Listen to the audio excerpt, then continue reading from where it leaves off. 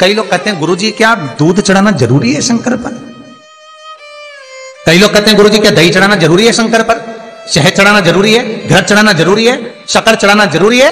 शिव महापुराण की कथा कहती है 5 चीजें शंकर भगवान पर चढ़ती है। दूध अर्थात घर में लक्ष्मी की वृद्धि करता है, इसलिए चढ़ाया जाता है।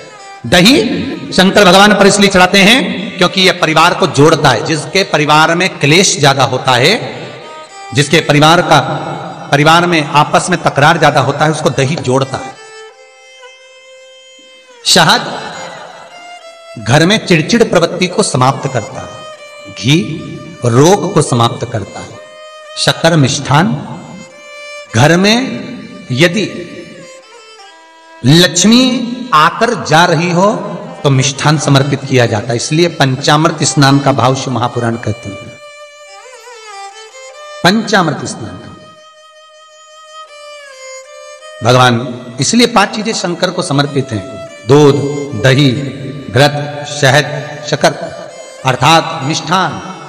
शक्कर से मूलतः यहां शिव महापुराण में शक्कर नहीं लिखी है, मिष्ठान। अब लोग शक्कर पीस कर अभिषेक करते हैं, परंतु मिष्ठान अर्थात गाय के दूध से निर्मित कोई मिठाई और उस मिठाई से भगवान शंकर का अभिषेक। अब लोग भले शक्कर रखने लगे शंकर जी के अभिषेक में, पर यहां शक्कर नहीं लिखा है, यहां मिष्ठान।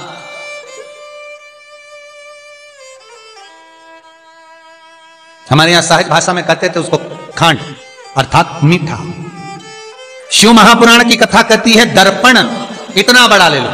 बंदर वाला अगर दर्पण वाली नहीं तो इतना बड़ा दर्पण लो, हनुमान जी के मंदिर में जाकर, क्योंकि हनुमान शंकर का ही अवतार है। हनुमान जी के मंदिर में जाकर हनुमान जी के उल्टे पांव का थोड़ा सा सिंदूर, चरण का थोड़ा सा सिंदूर एक कागज में लेकर आ जाइए। और हनुमान जी के छोटे भाई, हनुमान जी 6 भाई हैं, उसमें गतिमान, हनुमान जी के छोटे भाई गतिमान का नाम लो और गतिमान का नाम लेकर उस दर्पण पर सिंदूर से त्रिशूल बना दो। सिंदूर से त्रिशूल बनाकर उस दर्पण को घर के बाहर, दर्पण का मुख बाहर की ओर, ऐसे बाहर की ओर मुख कर कर दर्पण को घर के बाहर या दरवाजे पर, बिल्डिंग पर, ऊपर जाली में, फ्रंट में कहीं पर भी उसको लगा दीजिए। महाराज केवल शंकर का स्मरण कर कर, गतिमान का नाम लेकर, हनुमान के उल्टे पांव का सिंदूर का त्रिशूल बनाकर जो दर्पण को लगा देता है, आपको 1 महीने के अंदर अंतर मालूम पड़ जाएगा कि पिछले जो महीने निकले हैं उस महीने का अंदाजा लगाना कि घर में लोग कितने बीमार पड़ते थे और इस दर्पण को लगाने के बाद बीमारी कम हुई कि नहीं हो कम तो ठंडा कर देना, क्या जा रहा है, पर करके जरूर देखना। विश्वास रखकर करोगे, भगवान शिव का अनुमोदन कर कर, भगवान शंकर पर विश्वास रखकर करोगे तो बीमारी घेर नहीं सकती। अकाल मृत्यु हो मरे जो काम करे चंडाल का, काल उसका क्या बिगाड़े जो भक्त हो महाकाल का। शंकर की आराधना करने वाला, शिव का स्मरण करने वाला, शिव को निवेदन करने वाला, शिव अर्चना में डूबने वाला, शिव का अनुमोदन करने वाला कभी दुखी नहीं हो सकता। तो शिव महापुराण की कथा कहती है शंकर को जितना जल प्रिय नहीं, शंकर को जितना बेल प्रिय नहीं, शंकर को जितना शमी प्रिय नहीं, शंकर को जितना दूध दही प्रिय नहीं, शंकर को अगर कुछ प्रिय है तो सत्य प्रिय है। सत्यम शिवम सुंदर। इसीलिए हमारे यहां शास्त्र कहता है ब्रह्मा जी केतकी के फूल को लेकर आए, उसने झूठ बोला। ब्रह्मा जी गाय को लेकर आए, शंकर भगवान के सम्मुख में झूठ बोला। ब्रह्मा स्वयं झूठ बोले तो सिर कटा। कर्मनाशा नदी प्रकट हुई। और शिव महापुराण की कथा कहती है शंकर को सत्य प्रिय है, अगर झूठ बोला है।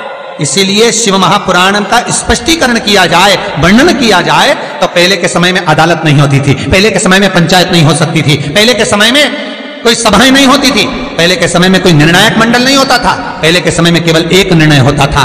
गांव के लोग ले जाकर शंकर के मंदिर में खड़ा कर देते थे और कहते थे उठा गंगा जली, और कहते तूने ऐसा नहीं किया। गंगा जली उठाकर कह दे कि तूने ऐसा नहीं करा। क्यों गंगा जली उठवाते थे? क्योंकि लोगों ने शिव महापुराण सुन रखी थी। शिव महापुराण में श्री वेद व्यास जी वर्णन करते हैं कि शंकर के मंदिर में, शंकर के ओटले पर, शंकर के मंदिर के अंदर, शिव की चौखट पर, शंकर के अनुमोदन में शिव महापुराण के अंतर्गत शंकर के अनुमोदन में शिव मंदिर में शिव चौखट पर अगर कोई भूल से भी झूठ बोल देता है तो उसकी जिंदगी नरक जैसी निकलती है महाराज। इसीलिए कहते तो उठा गंगा जली और कह दे तूने ऐसा नहीं उठा, बोल दे। आपके भी जीवन में अगर किसी को कष्ट है, फिर निवेदन करूंगा, मंदिर में अगरबत्ती भले मत लगाओ, मंदिर में दीप भले मत जलाओ, मंदिर में पेड़ा भले मत चढ़ाओ। अगर आपके मोहल्ले में, आपके पड़ोस में, आपके परिवार में, आपके नजदीक में अगर कोई दुखी है, कष्ट में है, उसको यदि प्रेम की वाणी भी बोल ली है, एक रोटी भी प्रेम की खिला दी, किसी के चेहरे पर इस्माइल ला दी, तो मंदिर में दिया जलाने के बराबर है। मंदिर में दीप जलाने के लिए बेलपत्र भगवान माता पार्वती के अश्रु से है, रुद्राक्ष भगवान शंकर के अश्रु से है, शमी पत्र उमा और महेश्वर भगवान शंकर के विग्रह के सुख से जो जल प्रकट हुआ है, उस जल से शमी की उत्पत्ति है। दोनों के मिलन से, दोनों के मिलन से। जैसे एक मुखी से लेकर 14 मुखी तक रुद्राक्ष होते हैं। आपको पहले भी कथा में कहा, एक मुखी से लेकर 14 मुखी तक रुद्राक्ष होते हैं। सभी रुद्राक्ष का अपना अपना एक मंत्र होता है, अपनी अपनी एक साधना होती है जिसके अनुसार रुद्राक्ष काम करता है। एक मुखी रुद्राक्ष लक्ष्मी की वृद्धि के लिए होता है। कभी मौका मिले तो एक मुखी रुद्राक्ष का दर्शन करना। पर एक मुखी रुद्राक्ष जितना छोटे से छोटा होता है, जितना छोटे से छोटा होता है, उतना सुख दे। एक मुखी रुद्राक्ष लक्ष्मी की वृद्धि के लिए होता है, कार्य सिद्धि के लिए होता है। कोई भिखारी से भिखारी, गरीबड़े से गरीबड़ा भी अगर धारण कर ले, उसके घर में एक मुखी रुद्राक्ष अगर प्रवेश कर जाए तो सुख का अनुभव करा देता है, संपदा का अनुभव कराता है, सरस्वती का भाव प्रकट करता है, वैभव का भाव देता है। एक मुखी रुद्राक्ष का मंत्र है ओम ह्रीं नमः। ओम ह्रीं नमः, ये लक्ष्मी के लिए होता है महाराज। दो मुखी रुद्राक्ष बांधा को हरता है। कोई तकलीफ आ रही है, कोई प्रशासनिक कार्य है, कोई काम नहीं हो रहा, फाइल आगे नहीं बढ़ रही, बहुत तकलीफ आ रही है, तो दो मुखी रुद्राक्ष जो व्यक्ति धारण करता है उसका कार्य सफल होता है। दो मुखी रुद्राक्ष का मंत्र है ओम नमः। और दो मुखी रुद्राक्ष का शिव महापुराण में जो मंत्र दिया है ओम नमः। विदेश्वर संहिता के अंतर्गत शिव महापुराण में रुद्राक्ष के 14 मुखी रुद्राक्ष के मंत्र दिए हुए हैं। आप शिव महापुराण नहीं पढ़ सकते तो मंत्र लिख लें। दो मुखी रुद्राक्ष का मंत्र है ओम नमः। तीन मुखी रुद्राक्ष विद्या प्राप्ति के लिए होता है। कैसा भी अनपढ़ से अनपढ़ व्यक्ति हो, जिसको विद्या में रुचि ना हो, पढ़ ही नहीं पा रहा हो, चित्त वृत्ति ही ना लग रही हो, मन ही ना लग रहा हो, परसेंट कम से कम होते जा रहे हो, तीन मुखी रुद्राक्ष उस बच्चे के गले में लाल धागे में डाल दीजिए। नहीं डाल सकते तो बच्चे के कमरे में जहां वो पढ़ता है, विद्याध्ययन करता है, उसके कमरे में लगा दीजिए। तीन मुखी रुद्राक्ष का मंत्र है ओम क्लीं नमः। ओम क्लीं नमः, ये तीन मुखी रुद्राक्ष का मंत्र है। इन मंत्र को कैसे सिद्ध करना है वो आपको 14 मुखी के रुद्राक्ष के पूर्ण होने पर वर्णन करके।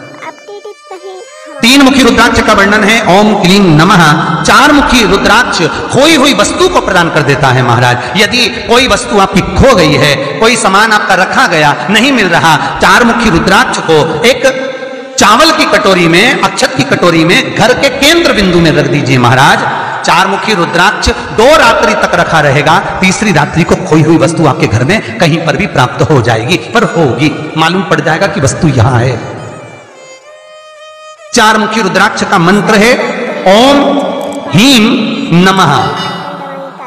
ओम ह्रीं नमः। फिर वर्णन आया 5 मुखी रुद्राक्ष। ये कार्य में सिद्धि देता है। व्यापार नहीं चल रहा हो, कोई नई दुकान खोली हो, नई फैक्ट्री खोली हो, नया कोई कार्य करने जा रहे हो, नहीं हो रहा है, पैसा लग रहा है पर आवक नहीं हो रही है, तो 5 मुखी रुद्राक्ष फल प्रदान करता है। इसका मंत्र है ओम ह्रीं नमः। ओम ह्रीं नमः। 6 मुखी रुद्राक्ष अटके हुए काम को सफल बनाता है।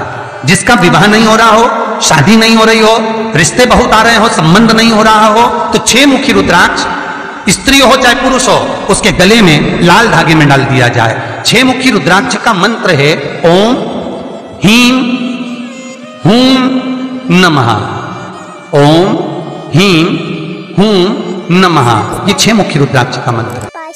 7 मुखी रुद्राक्ष श्री शिवाय नमस्तुभ्यं। श्री शिवाय नमस्तुभ्यं। श्री शिवाय नमस्तुभ्यं।